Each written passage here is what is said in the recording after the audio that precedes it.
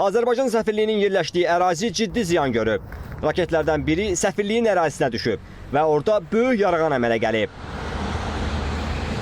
Rusiya Silahlı Qüvvələrinin noyabrın 14-nə keçən gecə Ukrayna paytaxtı Kiyevə etdiyi hava hücum nəticəsində Azərbaycanın Ukraynadakı səfirliyinin inzibati binasına çox ciddi ziyan dəyib və mən dayandığım bu məkanda operatorumuzdan xahiş edək, məhz İskəndər ballistik raketinin bura düşməsi nəticəsində təxminən bir 15 metrə hündürlüyündə yarıq əmələ gəlib və səfirliyin binasının divarının hardasa 20 metrə qədəri tam uçub və onu da qeyd edək ki, bu raketin bura düşməsi nəticəsində onun dalğası bizim səfirliyin inzibati binasının özünə də ciddi ziyan vurub, pəncərələr sınıb və iş otaqlarında belə deyək ki, müəyyən tatlar əmələ gəlib və səfirliyin diplomatlarının avtomobillərinə ciddi ziyan dəyib, şüşələri sınıb.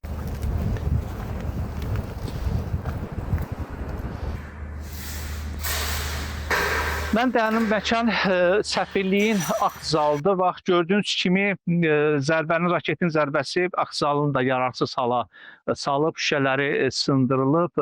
Mən operatorumuza xahiş edərik, bu bizim səfirliyin akt zalıdır. Yəni, demək olar ki, səfirliyin bir çox otaqlarında bu cür mənzərə yaranıb.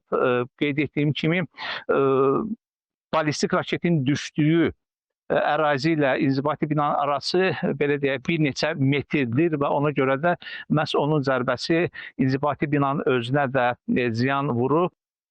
Bununla bağlı Azərbaycan Rusiyaya nota verib.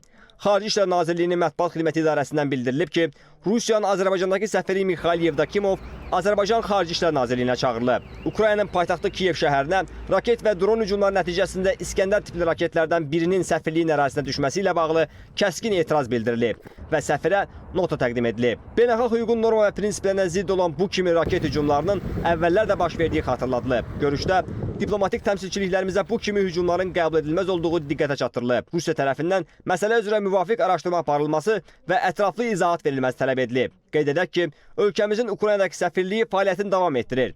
Səfirlik əməkdaşlarının təxliyəsi nəzərdə tutulmur. Emin Hüseynli, Günay Bünyadzadə, Natiq Şıraqzadə, ASTV xəbər.